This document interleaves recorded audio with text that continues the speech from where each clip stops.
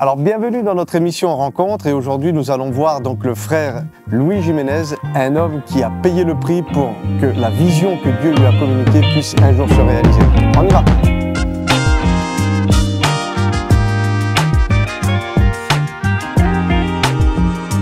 Alors aujourd'hui on va aller voir Louis. Louis c'est un serviteur de Dieu, un homme qui aime le Seigneur, qui sert le Seigneur de tout son cœur. Il a un ministère que Dieu lui a donné, qui n'est pas un ministère conventionnel comme on peut l'entendre, style pasteur d'église, prêche tous les dimanches. Je dois avouer qu'au début, comme la façon qu'il exerçait le ministère et ce qu'il nous expliquait, j'adhérais pas trop à tout ça parce que on ne me l'avait pas expliqué. Et puis parce que quand je lis la Bible, au début je m'y retrouve pas, mais en fait j'ai bien compris que tout ce qui est dit et ce qui est fait et notre compréhension des Écritures, c'est évolutif en fonction de l'enseignement qu'on a reçu au début et surtout aussi en fonction de notre maturité. Les choses avec le Seigneur, on a bien compris aujourd'hui qu'elles ne sont pas figées. Et cet homme-là a compris ça il y a des années. Et lui, il a été à la rencontre de beaucoup de ministères dans le monde pour pouvoir essayer de s'imprégner au maximum de ce que Dieu fait ailleurs. Alors il y a ceux qui veulent pas parce qu'ils disent faire attention des règlements, la doctrine, puis on les connaît pas. Et puis alors c'est vrai, mais faut pas oublier le facteur Dieu dans tout ça. Et je pense que on est capable en tant qu'enfant de Dieu et en étant nous le temple du Saint-Esprit d'arriver à nos propres conclusions. Et j'en ai conclu que cet homme était un homme de Dieu qui a su couper certaines choses dans sa vie pour pouvoir aller justement faire l'œuvre que le Seigneur lui a demandé de faire. Il a évangélisé énormément, il a emmené des âmes au Seigneur, il a été participant à l'ouverture de plusieurs œuvres dans le monde, que ce soit des œuvres humanitaires, des œuvres sociales, des œuvres d'évangélisation ou des œuvres d'implantation d'église. Et puis aujourd'hui, moi ça me touche de voir des gens qui rentrent aussi à un âge, parce qu'il n'est plus tout jeune, il a plus 20 ans, 65 ans, et puis que d'un seul coup tu le vois il est au Pakistan, d'un seul coup tu le vois il est en Argentine, d'un seul coup... je suis au Canada en train d'enregistrer à EMCI TV. Qui c'est que je vois déboucher dans le Canada à EMCI TV? Je vois Louis qui arrive. Donc ça veut dire que Louis, tu peux être partout dans le monde, d'un seul coup il peut déboucher de nulle part. Il était en train de faire une réunion, une convention, il a été visiter quelqu'un. Et je bénis Dieu pour des hommes comme ça, parce qu'ils sont rares, mais ils sont là.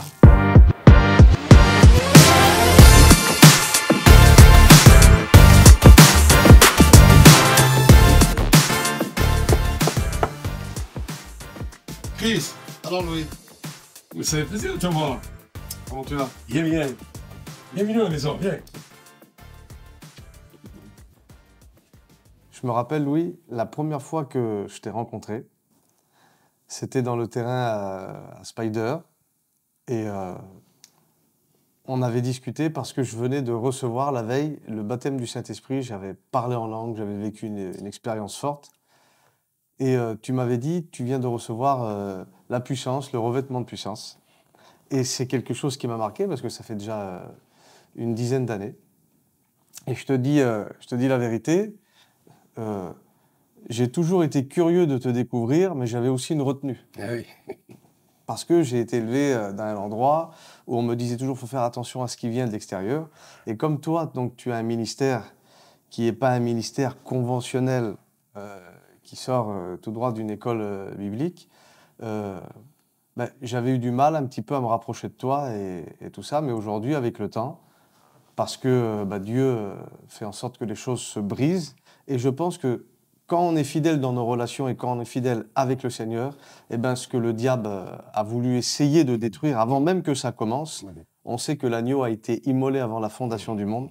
Et donc, la connexion ensuite, elle s'est faite.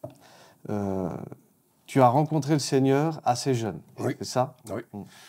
J'avais une quinzaine d'années. Un événement s'était passé dans ma famille. Le Seigneur avait guéri mon petit frère de crise d'épilepsie. C'est un miracle. Ma mère s'est convertie et je dis souvent, je n'ai même pas besoin de lire la Bible, c'est une Bible vivante. Elle m'a amené à l'église, tout ça, mais j'avais dit à Jésus, plus tard, à 80 ans, je me convertis. Mais d'abord, je profite de la vie. J'étais capitaine d'une équipe de foot. Je n'étais pas dans les problèmes, mais le Seigneur avait notre plan. Il voulait que ce passionné de foot devienne un passionné de Jésus. Amen. Et ça s'est passé il y a 50 ans. Ouais. Et ensuite, tu es devenu pasteur. Oui, alors après, j'ai fait une école biblique américaine. Ça m'a fait du bien, déjà un esprit d'ouverture. Et après, oui, j'étais 10 ans dans une dénomination. Après, j'ai fait encore 9 ans. J'ai monté plusieurs églises. La dernière, je l'ai fondée. Et jusqu'à 2001, où il y a eu le tournant dans ce que je fais aujourd'hui. C'était quoi l'élément déclencheur qui t'a fait passer à autre chose? Je n'étais pas satisfait de ce que je vivais. J'entendais un peu à l'extérieur qu'il y avait des réveils, Dieu agissait puissamment. Et moi, je ne voyais rien. Et alors, je me suis dit, Louis, mets-toi un coup de pied aux fesses et va voir ailleurs. Et alors, j'ai commencé à voyager. J'ai vu l'Argentine, j'ai vu le Canada, j'ai vu l'Afrique. J'ai vu des choses extraordinaires. J'ai dit, Seigneur, je veux plus de toi. J'en veux plus. Et je l'ai eu. Ça, c'est important, je pense à quelque chose quand tu me dis ça. Aujourd'hui, on a les réseaux sociaux pour voir ce qui se passe à l'autre bout du monde, mais ça ne remplace pas le contact. Oui. Par exemple, un de mes futurs voyages, parce que je vais quand même dans les pays aussi musulmans, où ça bouge, et les chrétiens sont persécutés, mais c'est là qu'il y a des réveils énormes. En Iran, par exemple. Et puis, dans les 5-6 dernières années, il y a eu 6 millions du peuple iranien qui se sont convertis au Christ. Dieu est en train d'agir. Et ça, on ne le sait pas. La télé ne le dira pas. Les réseaux chrétiens n'en parlent pas. C'est pas porteur de... Mais Dieu est en train de faire des choses. Et j'ai voulu voir ce que c'était des réveils. J'ai rencontré des hommes et des femmes remarquables. Ils ne sont pas dans les grands médias. On ne les voit pas. Mais Dieu est en train d'agir. Et donc, mon désir, c'est qu'un jour... notre francophonie, la France, connaissent une visite, le pays soit balayé par la puissance de Dieu, par des vraies conversions, des vrais disciples, et après qu'on puisse nous-mêmes envoyer des ouvriers dans la moisson. Amen. Tu aurais une anecdote à nous dire, quelque chose qui t'a marqué ces dernières années par rapport à ton ministère? Parce que bon, tu vas sur le terrain, mais tu es aussi quelqu'un qui a participé à de grands rassemblements, tu as traduit des hommes de Dieu. Est-ce que tu as eu une anecdote forte à nous expliquer? Oui, mais je vais te dire, j'étais à Jakarta, sous les ponts de Jakarta, en Indonésie. Il y avait un groupe de 80 personnes qui avaient connu le grand tsunami. Ils avaient tout perdu. Tout perdu, c'était la plupart, elles avaient perdu leur mari, tout. C'était un groupe de femmes et on leur a donné à manger. Mais après, on m'a dit, oui, ça serait bien, prêche-leur l'évangile. Elles avaient une soif de Dieu. Il y avait une femme, elle était avec un t-shirt jaune. Je me rappellerai toute ma vie avec son bébé. J'ai même la photo encore. Et quand j'ai dit qui veut Christ dans sa vie, elle était la première. Elle a donné son cœur à Dieu. Son visage était ébloui de lumière. Et alors, les gens aiment bien prêcher dans les conférences à 3-4 000, gros hôtels, grosses offrandes. Moi, j'étais là au milieu, mais mon cœur a rayonné de joie. Et je suis remonté dans le bus. On était une quinzaine de pasteurs. J'étais là, je remerciais Dieu. Je pleurais. Seigneur, là, oui, la majorité, tous ont donné leur vie à Dieu. Et tout d'un coup, c'était un petit mont, la dame est arrivée au travers des barbelés, elle m'a regardé. Et moi, je ne pouvais pas parler en indonésien, elle ne parlait même pas d'anglais. Et tout d'un coup, nos regards se sont fixés, traversés, les larmes ont parlé, il y avait quelque chose de l'éternité. Elle voulait me dire merci, en quelque sorte. J'étais venu la rencontrer là où elle était tellement, elle était éblouie. Et j'ai dit, Seigneur, ça valait la peine que je vienne. Pour cette... Et dans le ciel, je la chercherai, l'indonésienne de Jakarta au t-shirt jaune. Oh Dieu, c'est une belle histoire. Aujourd'hui, ton ministère, concrètement, il consiste en quoi? Moi, ce que j'ai vu après 19 ans de pastorat classique, c'est que l'Église, elle tournait en rond, comme le peuple d'Israël. c'était pas les mêmes problèmes.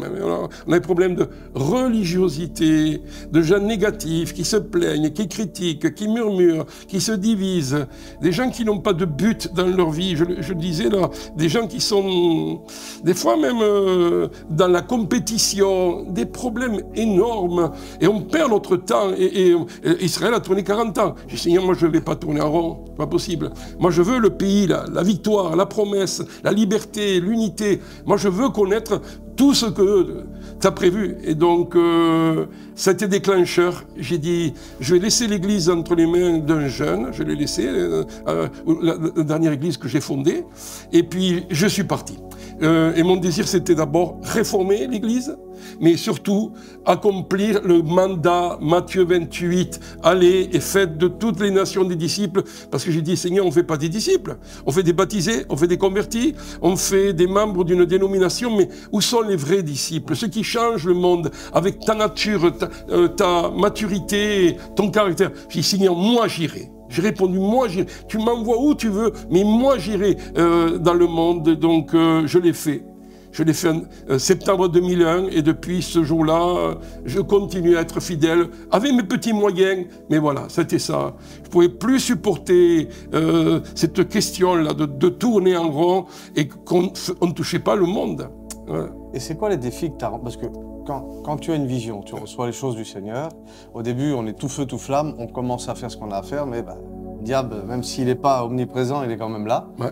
Mais les défis, oui. Il y a des défis, il y a des challenges. Ouais. Est-ce que tu as, moi c'est une question un peu précise, tu as rencontré beaucoup plus d'obstacles sur le quotidien, sur par exemple les visas, sur par exemple avec les choses du monde ou au sein de l'Église? Au sein de l'Église, bien sûr, les gens ne sont pas d'accord. Reste classique, reste normal, tu auras une bonne promotion. Mais commence à aller un peu à l'inverse de ce qu'ils pensent. Non, tu n'es pas bien vu. Et on me dit, Louis, on est avec toi, on t'aime beaucoup, tu es un homme charismatique, on va te soutenir financièrement, rien. Donc, heureusement, ma femme travaillait et ça n'a pu nous aider. Et après, oui, il y en a une compréhension, même de la famille, de tout lâcher. L'église allait bien, on était tranquille. Les gens me voyaient marier leurs enfants, leurs petits-enfants. Mais moi, je brûlais. J'ai qu'une vie. Ça a été dur pour toi? La famille, l'église, moyennement. Après, ça a été que mon message soit reçu. Au début...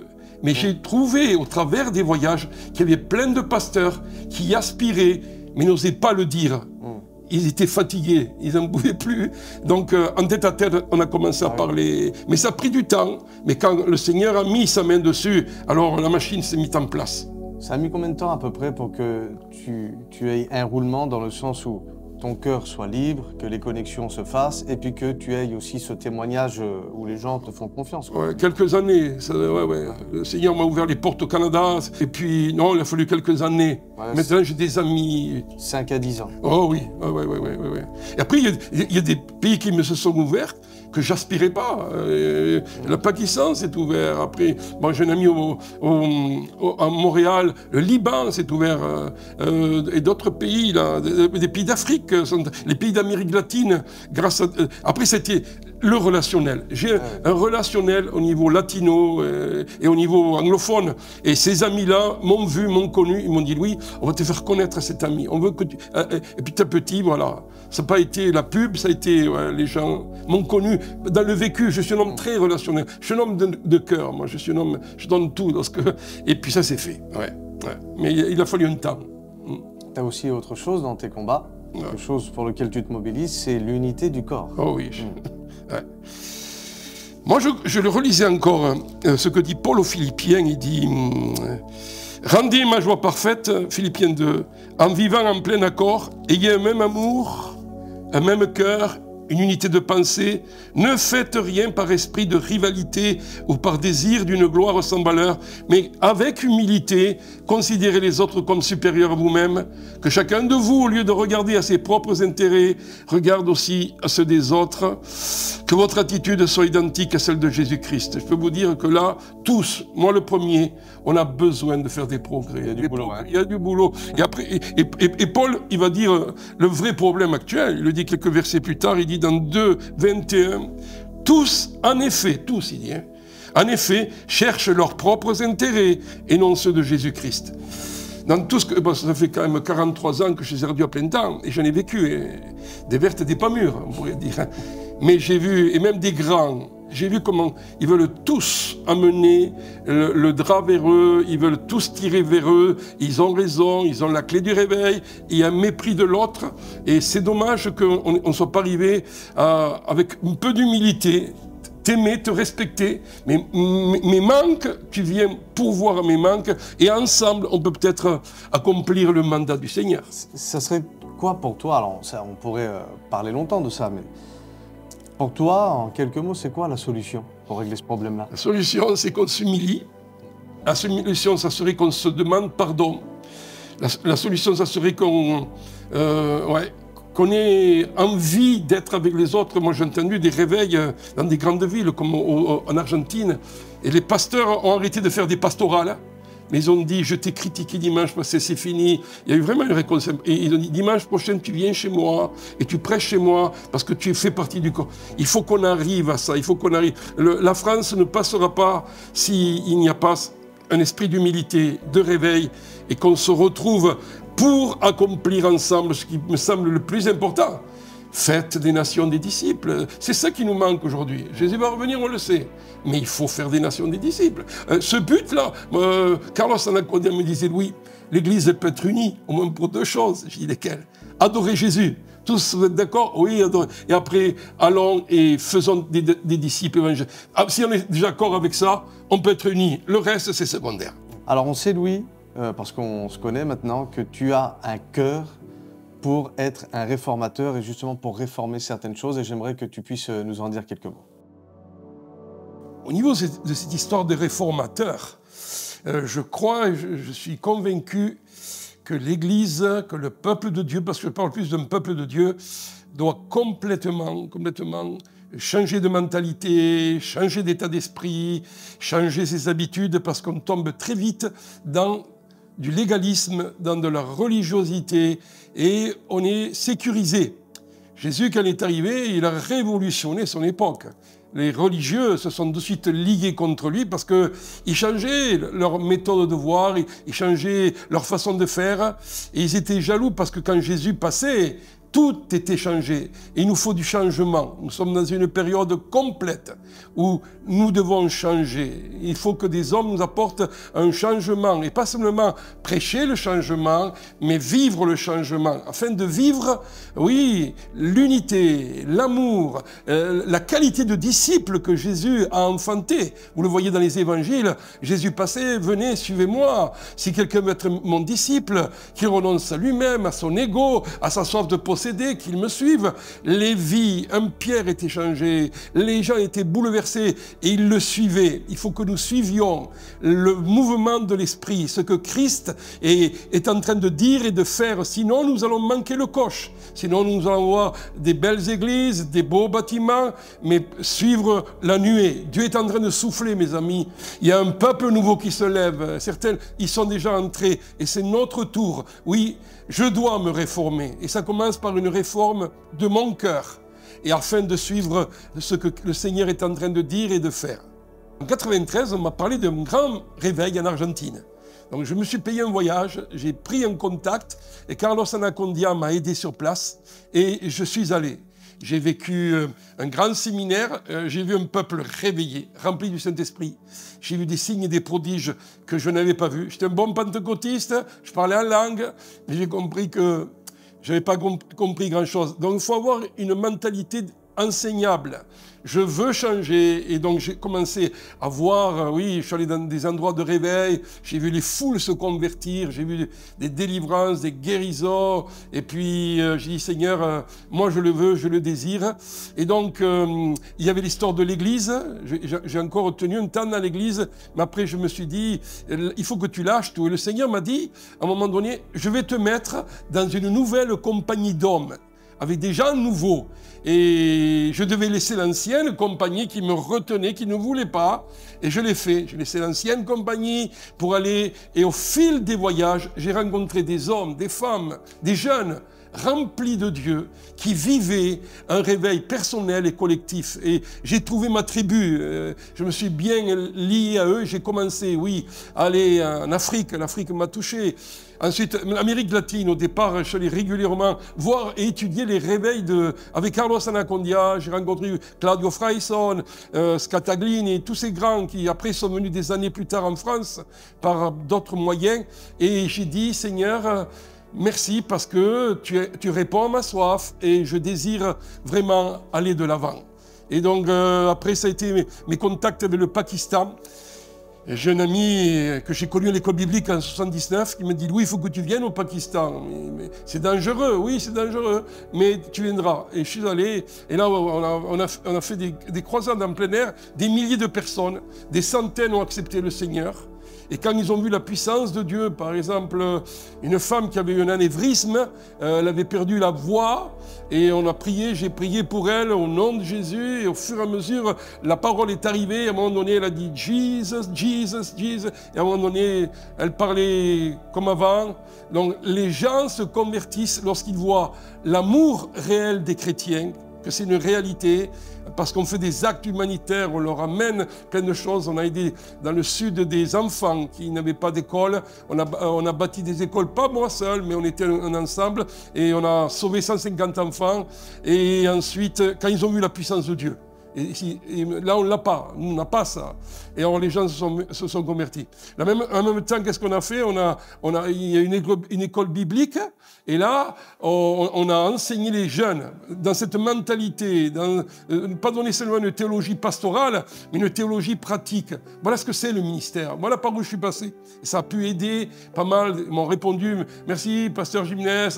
On a une nouvelle vision du ministère. Et après, on a fait des actes d'humanitaire, tout ça. Donc, voilà, on y est encore, on est dans des projets, on fait aujourd'hui en 2024, on sauve des familles aussi esclaves de magnats, d'hommes qui sont des employeurs corrompus, et matin, midi et soir, ils font des briques. Et là, on sauve une famille après l'autre, et ils sont libérés de l'esclavage moderne. Il nous faut la prédication, mais la Bible dit, acte 10, 38, Jésus faisait le bien. Donc on doit aussi apporter l'acte et ajouter le bien dans nos paroles. J'aimerais vraiment vous encourager et vous dire que tout est possible. Tout est possible avec Jésus. Quand je vois mon cas, je suis un jeune Andalou, si je vous donne le nom de mon petit village, en Andalousie, c'est perdu. Mais Christ m'a touché à 15 ans. Et là, il a mis un rêve dans mon cœur, et maintenant j'ai 65. Et j'ai accompli une part de mon rêve parce que j'ai encore des aspirations. Je vais aller encore plus loin. Donc, je suis parti, j'ai prêché l'évangile, oui, en Chine. Je suis parti au Pakistan, au Madagascar, au Pérou dernièrement, où Dieu a béni tout ça. Je voulais toucher les nations. C'était vraiment mon désir. Seigneur, envoie-moi. Si tu ne cherche pas quelqu'un, envoie-moi. Moi, j'y suis là. Et je suis parti dans des pays difficiles, plus faciles, mais voilà. Partout, il y a des hommes et des femmes qui ont besoin d'être formés. Ils sont fatigués de chauffer les bancs des églises. Ils sont fatigués de la religion évangélique. Ce qu'ils veulent, c'est la manifestation du caractère et du royaume de Dieu. Il nous faut le caractère, l'être, mais aussi l'action du royaume de Dieu. Et si nous amenons ce message équilibré, et surtout, s'ils le voient au travers de nos vies, dans nos relations, dans ce que nous vivons, ce que nous prêchons, alors là, nous commençons à faire des disciples. Et j'aimerais vous le dire, mes amis, ne ratez pas votre vie, ne passez pas à côté, allez droit à l'essentiel, vivez une vie à 100% passionné, débordant, brûlant pour le Seigneur, mais accomplissez ce pourquoi Dieu vous a mis sur la terre, sur cette planète. Vous êtes né de nouveau pour une heure comme celle-ci. Vous êtes né de nouveau pour marquer votre histoire. Vous êtes né de nouveau pour être un disciple. Parce que l'essentiel, c'est d'être le disciple de Jésus. Être comme Jésus. On a besoin de gens qui sont comme Jésus, dans leur caractère, dans leur passion, dans leur relation avec Dieu. Il nous faut vraiment ces hommes que les gens recherchaient. Je vois l'Évangile, Jésus fait des miracles. Mais il leur dit à ses disciples, gardez-moi la petite barque, parce qu'à un moment donné, la foule vient, mais que pour me prendre, pour mes miracles, parce que Jésus avait besoin. Et les gens le cherchaient, et lui se retirait, parce qu'il voulait être avec le Père. Soyez des hommes de communion, soyez des intimes de Jésus. Parlez au Seigneur, il va vous indiquer la nouvelle étape de votre vie, mais ne passez pas à côté. Ne vous laissez pas enliser par la religion qui vous tient esclave. Soyez des disciples, soyez cette nouvelle génération de vainqueurs que Dieu lève dans le monde entier. Je l'ai vu, ma nouvelle tribu, je l'ai vu, ma nouvelle compagnie. Vous ferez partie de celle-là et la décision, c'est maintenant. Commencez maintenant. Ne subissez plus le statu quo, ne subissez pas l'emprise, la manipulation, l'intimidation des gens. C'est votre vie, vous avez votre vie entre vos mains. Jouez-la pour Dieu, donnez-la à Dieu. Vous verrez ce que Dieu fera avec vous.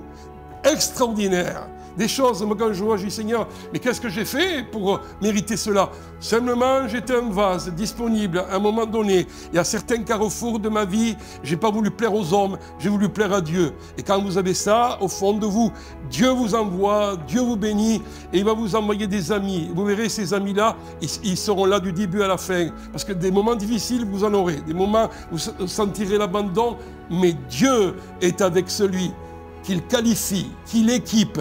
Et j'aimerais vous dire le meilleur devant vous. Mais faites le choix. Seigneur, je suis disponible. Tu m'appelles, envoie-moi, donne-moi les bonnes relations. Au départ, il nous faut des bonnes relations. Et ensemble, allons et faisons des nations du disciple. Ensemble, nous pouvons gagner le monde, un monde de turbulence, où il n'y a plus d'espoir, mes amis. Le monde est en désarroi. Nous sommes la réponse de Dieu pour cette génération.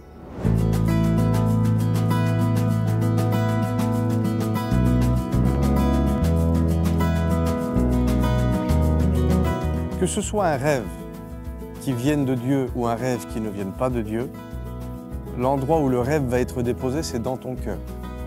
Et c'est pour ça que c'est important de se tenir à la brèche, d'être à l'écoute du Seigneur, de bien connaître sa Bible. Parce que quand il y a des désirs qui montent dans nos cœurs, ce qui est important de savoir, c'est est-ce que le désir qui monte est un désir qui vient de moi ou est-ce que le désir qui monte est un désir qui vient de Dieu? Parce que c'est facile de parler, c'est facile de dire les choses, mais quand on est face à certaines situations où on a notre stabilité au sein de l'Église, une petite responsabilité ou quelque chose, et qu'il faut, comme notre frère Louis, tout quitter pour accomplir la volonté de Dieu, il faut être sûr que ça vient de Dieu. Alors, certains ont dit, si ça vient de Dieu, ça tiendra. Pas toujours, parce que des fois ça venait de Dieu, et puis ça n'a pas tenu, c'est parce qu'on n'a pas su gérer, c'est parce qu'on n'a pas su prendre les décisions au bon moment. Mais je sais une chose, c'est que c'est important de se tenir à l'écoute et de dire Seigneur, je suis ton serviteur, je suis ta servante, et tu veux accomplir quelque chose dans ma vie. Et je ne veux pas être sur cette terre et dire j'ai fait beaucoup de choses. Non, je ne suis pas né pour faire beaucoup de choses, je suis né pour engendrer beaucoup de choses. Donc, si comme notre frère Louis, tu as un désir de faire certaines choses pour le Seigneur et qu'il y a cette soif qui est là, je t'invite, avec toutes les clés qui nous ont été données, de pouvoir prier le Seigneur, de pouvoir aller à la rencontre de personnes et surtout, d'oser faire le pas pour que tu puisses enfin entrer dans le plan de ta destinée. Merci de nous suivre et je vous attends dans une nouvelle émission Rencontre et en attendant, restez bénis.